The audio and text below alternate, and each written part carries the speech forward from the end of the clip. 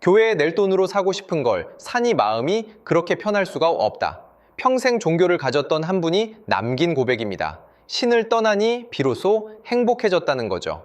요즘 이런 이야기가 전혀 낯설지 않습니다. 오히려 너무 흔해서 우리 시대의 공기처럼 느껴질 정도입니다. 그런데 저는 이 말을 듣고 한 가지 의문이 들었습니다. 이분은 정말 신을 떠난 걸까요? 아니면 더 강력한 무언가에게로 슬그머니 옮겨간 걸까요? 먼저 숫자부터 보겠습니다. 한국리서치가 2025년에 진행한 종교인식 조사에 따르면 우리 국민의 절반이 넘는 51%가 종교를 갖고 있지 않다고 답했습니다. 20대만 떼어놓고 보면 충격은 더 커집니다. 10명 가운데 7명이 무종교입니다. 한 세대 전만 해도 명절이면 온 가족이 교회나 절을 찾는 게 당연했는데 지금은 정반대가 됐습니다. 전 세계를 둘러봐도 이렇게 빠른 속도로 종교가 비어가는 나라는 찾아보기 어렵습니다. 그러니 결론은 쉬워 보입니다. 이제 신의 시대는 끝났다. 과학이 신을 밀어냈고 인류는 마침내 미신에서 풀려났다. 많은 사람이 이렇게 믿고 싶어 합니다. 그런데 바로 여기서 이상한 일이 벌어집니다. 신을 떠났다는 사람들이 예전보다 더 간절하게 무언가에 매달리기 시작한 겁니다. 기도는 멈췄는데 불안은 오히려 더 커졌습니다. 도대체 우리는 정말 신앙을 버린 걸까요? 오늘은 이 질문을 끝까지 한번 따라가 보겠습니다. 사실 돈과 종교는 우리가 생각하는 것보다 훨씬 오래된 한 몸이었습니다. 100년 전 한 사회학자는 흥미로운 분석을 내놓았습니다. 근면하게 일에 불을 쌓는 것이 곧 신의 뜻에 부합한다는 믿음이 자본주의를 키웠다는 겁니다. 다시 말해 돈을 버는 행위 자체에 종교적인 의미가 덧입혀졌던 거죠. 열심히 벌어 성공하는 사람은 신의 축복을 받은 사람으로 여겨졌습니다. 이 오래된 씨앗이 오늘 우리 시대에 와서 활짝 피어났습니다. 다만 이제는 신이라는 이름조차 떼어버리고 돈 그 자체가 목적이 됐다는 점이 다를 뿐입니다. 이야기의 진짜 출발점은 우리가 살아온 지난 50년입니다.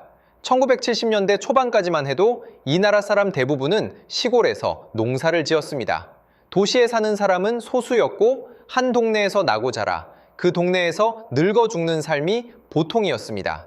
그런데 단 50년 만에 우리는 세계에서 도시화율이 가장 높은 축에 드는 나라가 됐습니다. 사람들은 일자리를 찾아 도시로 짐을 쌌습니다. 마을이 흩어졌고 대가족이 잘게 쪼개졌습니다. 이 변화의 속도는 인류 역사에서 유례가 없습니다. 우리 국민소득은 1970년대 이후 수십 배로 뛰었습니다. 보통 한 사람이 평생에 걸쳐 겪을 변화를 우리는 한 세대 만에 통째로 겪은 겁니다. 마치 시속 300km로 달리는 기차에 갑자기 올라탄 것과 같았습니다. 창밖 풍경은 정신없이 바뀌는데 내 몸과 마음은 미처 따라가지 못합니다. 이 어지러움 속에서 사람들은 새로운 질문 앞에 섰습니다. 나는 무엇을 믿고 무엇을 향해 달려야 하는가? 예전에는 이 질문에 종교가 답을 줬습니다. 절과 교회가 삶의 중심을 잡아줬고 마을의 어른이 갈 길을 일러줬습니다. 그런데 도시로 떠난 사람들 곁에는 더 이상 그런 존재가 없었습니다. 빈자리는 반드시 무언가로 채워지기 마련입니다. 그리고 그 자리를 차지한 것은 신이 아니라 돈이었습니다. 한 인문학자는 이렇게 표현합니다. 지금 모든 종교와 모든 교육과 모든 성인을 한꺼번에 눌러버린 가장 강한 존재는 돈이라고 말이죠. 저는 이 말이 오늘 우리 사회를 가장 정확하게 꿰뚫는다고 생각합니다. 돈이 종교가 됐다는 말이 과장처럼 들릴 수 있습니다.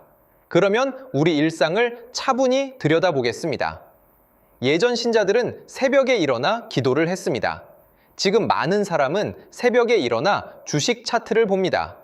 예전에는 수입의 10분의 1을 11조로 바쳤습니다. 지금은 영혼까지 끌어모아 부동산과 코인에 넣습니다. 예전에는 성인의 말씀을 노트에 옮겨 적었습니다. 지금은 성공한 사업가의 어록을 옮겨 적습니다. 형식만 놓고 보면 옛 종교 생활과 놀랄 만큼 닮아 있습니다. 몇 해 전 우리 사회를 휩쓴 광풍을 떠올려 보세요. 빚을 내서라도 집을 사고 코인에 올라타지 않으면 벼락거지가 된다는 말이 유행했습니다. 사람들은 마치 구원의 막차를 놓칠까 두려워하듯 몰려들었습니다.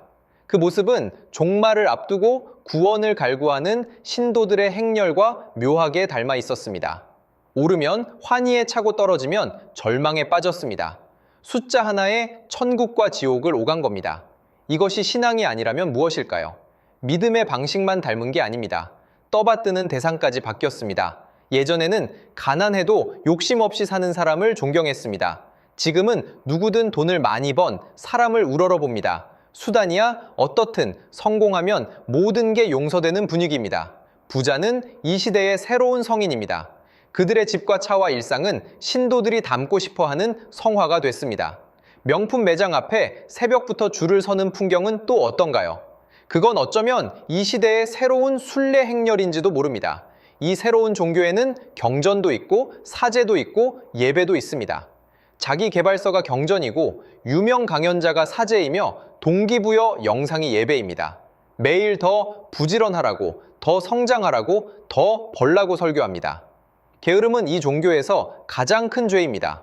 잠시 쉬고 있으면 죄책감이 밀려옵니다. 남들은 다 달리는데 나만 멈춰 있는 것 같아 불안합니다. 예전 종교가 사람들에게 심어준 죄의식과 그 구조가 소름 끼치도록 똑같습니다. 여기에 불을 붙이는 장치가 하나 더 있습니다. 바로 손안의 작은 화면입니다. 누리소통방을 열면 남들의 가장 빛나는 순간만 끝없이 펼쳐집니다. 누구는 새 집을 샀고 누구는 해외여행을 떠났습니다. 그걸 보는 순간 내 삶은 초라해 보입니다. 비교는 끝이 없고 만족은 늘 한 걸음 멀리 달아납니다. 옛 종교가 제단 앞에서 신을 향했다면 지금 우리는 화면 앞에서 끝없이 남과 나를 견줍니다. 질투라는 제단 위에 마음의 평화를 제물로 바치는 셈입니다. 그런데 여기서 우리가 반드시 짚어야 할 게 있습니다. 이 새 종교는 단 한 가지 결정적인 걸 주지 못합니다. 바로 구원입니다. 통장 잔고가 늘어날수록 마음도 채워져야 정상인데 현실은 정반대입니다. 더 벌수록 더 비교하고 더 가질수록 더 불안합니다. 끝이 없는 사다리에 올라탄 셈이죠. 한 칸을 오르면 곧바로 윗칸이 보이고 그 위에는 또 위가 있습니다. 돈은 우리를 위로해주지 않습니다. 위로받고 싶어서 더 벌려고 하지만 더 벌수록 위로에서 멀어지는 모순에 갇히는 겁니다. 그 모순의 끝에서 우리는 한 가지 증상을 만납니다. 바로 번아웃입니다. 끝없이 달리라는 설교를 충실히 따르다 어느 날 완전히 타버리는 거죠. 더 이상 아무것도 하고 싶지 않은 무기력이 찾아옵니다.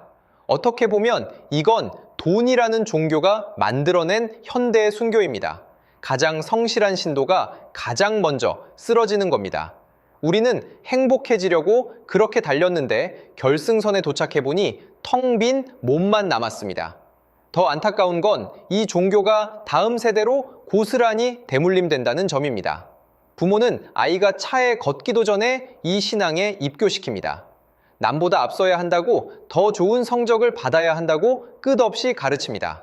거대한 사교육 시장은 이 종교의 신학교가 됐습니다.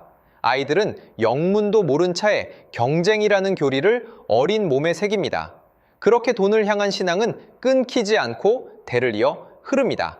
우리가 그토록 벗어나고 싶었던 그 굴레를 우리 손으로 다시 자식에게 물려주고 있는 셈입니다.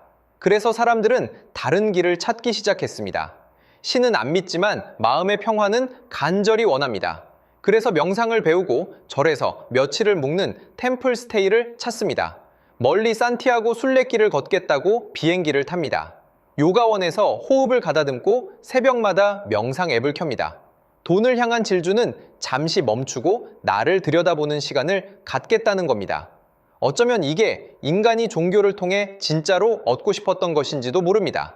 다만 이 새로운 흐름에도 그림자가 있습니다. 마음의 평화마저 상품이 되어버린 겁니다. 값비싼 명상 프로그램과 고급 힐링 여행이 또 하나의 소비로 변했습니다. 평화를 사려고 다시 돈을 버는 모순에 빠지는 거죠. 그러니 완벽한 답은 어디에도 없습니다. 중요한 건 어떤 방법을 쓰느냐가 아니라 내가 무엇을 향해 마음을 두고 있느냐입니다. 도구가 무엇이든 그 끝에 진짜 위로가 남는다면 그것으로 충분합니다. 이제 처음의 질문으로 돌아가 보겠습니다. 우리는 정말 신을 떠난 걸까요? 저는 아니라고 생각합니다. 우리는 신을 버린 게 아니라 더 강력하고 더 가혹한 신으로 갈아탔을 뿐입니다. 돈이라는 신은 안식일을 주지 않습니다. 영원히 더 벌라고만 다그칩니다. 그 앞에서 우리는 좀처럼 쉬지 못하고 비교를 멈추지 못합니다. 옛 종교가 일주일의 하루는 반드시 쉬라고 했던 데에는 다 그럴 만한 이유가 있었던 겁니다.